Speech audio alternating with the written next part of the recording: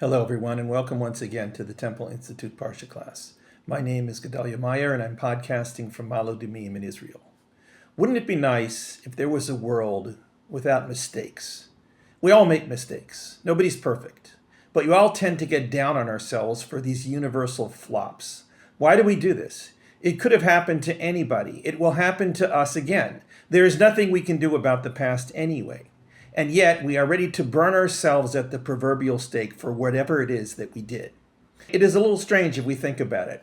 Why are mistakes so common and so inevitable? Why don't we just do things right all the time? The laws of nature, presumably, don't ever blow it. There has never been a time in which a planet veered from the law of gravity, or an atom didn't react the way it was supposed to upon coming into contact with some other atom.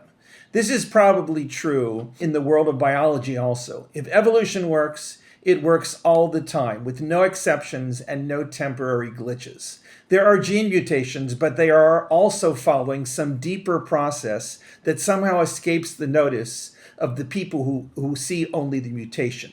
It's probably a safe bet that any physiological process works flawlessly all the time and only malfunctions when some other process gets in the way. For all we know, the same is true of all life forms. It is hard to imagine bacteria making a mistake. Do starfish or bugs screw up every once in a while? Or what about birds or mice? As we get higher up on the great chain of being, it is easier to imagine mistakes entering the picture and mucking things up. Maybe chimpanzees mess things up occasionally. Maybe it happens with dogs or with whales. But do they get down on themselves for these out-of-character blunders? This is something we never see, or at least are not 100% sure if we are seeing it. But with human beings, it is as obvious as the sky being blue. We witness the mistake, whether our own or that of somebody else, and we witness the frustration and the anger as if it were written in bold letters on the person's forehead.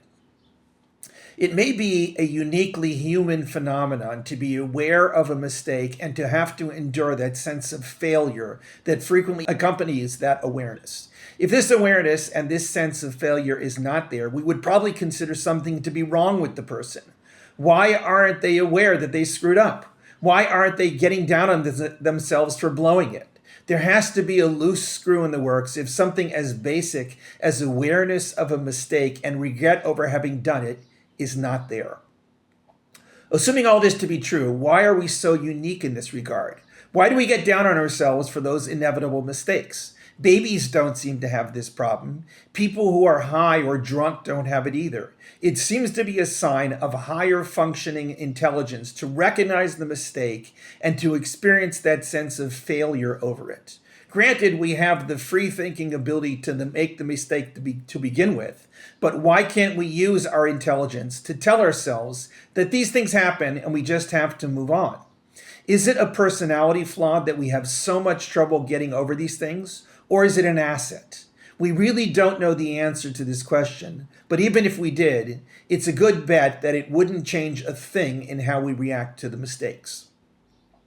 Then there's the old question about what to do about the mistake once we've digested the situation. If things can be rectified, all is well and good. We just do whatever it is that is necessary and maybe pretend that it never happened. But if we can't, what is to be done? We can let our own self-negativity bring us down more and more until things get downright unhealthy, or we can let time heal the wound as it should. We can learn a hard-earned lesson from the experience, which is probably the best possible outcome. But as far as we know, there is no reset system through which we can somehow make it so that the mistake is gone like dust in the wind. This week's Parsha is called Vayikra. It is the first Parsha in the third book of the Torah, also called Vayikra, but better known as Leviticus. This book stands alone among the 5 books of the Torah as not really being situated anywhere in time. It could have happened at any point after the Exodus, up to the time that the Israelites entered the Promised Land. There are only 2 incidents in the entire book that actually describe something taking place in the normal world of events. but they also are almost impossible to place in some chronological sequence of events. That is why this book doesn't quite fit in as following the previous book of Exodus and preceding the following book of Numbers. Things would probably work out better if Numbers directly followed Exodus and this book was stuck somewhere else. But that is not the way things turned out, so we have Leviticus following Exodus and preceding Numbers. This book has a disproportionate amount of details about the various offerings that were brought in the Mishkan. In fact, the entire first two parshas and a good deal of the third parsha deal with nothing else. It's just one offering after another. It's easy to lose track of which type of offering is being described, since there are so many and they seem so similar to each other. There are what can be called burnt offerings, which are the type which are completely burnt on the altar. And there's another type called sin offerings, which are brought for various sins and are partially eaten by those who officiate over the offerings. There are various types of offerings which are for the fulfillment of vows or for some desire to show gratitude for something. There are offerings following the cure of a certain condition of the body, such as a pregnancy or a disease. These offerings can be of three general types: animals, birds, or flour mixed with oil. Some offerings require a full-sized animal, while others can be done with the bird, and still others some combination of fine flour, oil, and frankincense. The offerings are frequently accompanied by libations of wine, which was poured on the altar. The animal offerings always have some sort of sprinkling of the blood of the animal on the altar, and the bird offerings have a parallel process apropos for birds. They all involve some sort of burning process which was done on the altar. The common theme of nearly all of them is the idea that they create a, quote, pleasant fragrance to Hashem. This expression, one of the most common in the Torah, has troubled Jewish thinkers for millennia. Does God really enjoy the smell of burnt offerings? Isn't this something that God should be above? There is no answer to this question other than either accepting it as stated or assuming it doesn't really mean what it suggests. There's a certain type of offering that appears towards the end of this week's parsha that stands a little bit apart from all the others, though to one witnessing it, it would seem like more of the same. It is a type of sin offering. It is introduced with the following statement: when a person will sin inadvertently concerning one of the commandments of Hashem, of things which should not be done, and the person does one of these, then there are four specific situations in which this might happen. The first concerns when this happens to the Kohen HaGadol, upon whose shoulders rests the spiritual welfare of everyone else. There is a specific formula of offerings to be brought in this situation, which manages to gain atonement for the error. The second situation concerns when the entire Israelite community violates one of these commandments inadvertently. When it becomes known, they must bring a collective offering for everyone else. The third situation concerns the leader of the community, upon whose shoulders rests the physical welfare of the nation. Mistakes of this nature are seen as inevitable, but they must be atoned for nevertheless. Finally, there is the normal situation of a single person violating one of these prohibitions inadvertently, to which the same procedure applies. There are slight differences between the exact formula of these four types of sin offerings, but the basic idea is the same for all of them. When one reads these four types of offerings, the first question that comes to mind is, why are there four separate categories? The offerings seem so similar that it would appear adequate if there was just one type of offering for anyone who inadvertently violates one of the commandments. There is an animal which must be slaughtered, there is some type of sprinkling or pouring of blood on the altar, and there is the burning of the fats of the animal on the altar.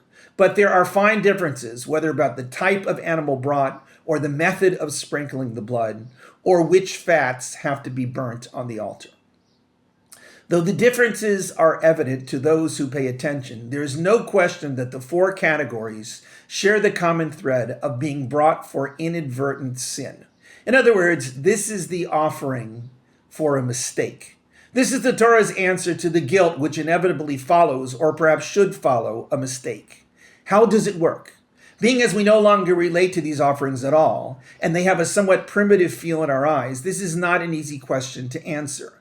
But there is an interesting clue lying deep within the various descriptions that may point us in the right direction.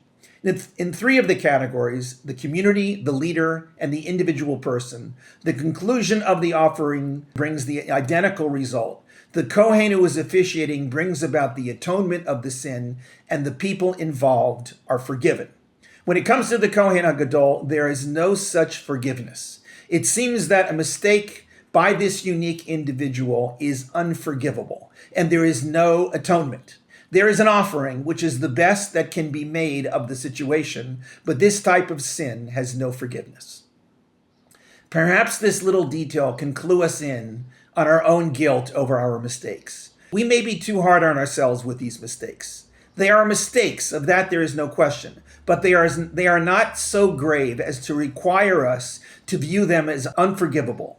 This is a unique category of mistake. It is only the Kohen HaGadol who bears the responsibility of the spiritual welfare of his entire community who must suffer such guilt. The rest of us, as vital and as irreplaceable as we may think we are, have no such fate. While we may wish to take the Kohen Gadol-like weight upon our shoulders, especially concerning our own lives, we do not have to.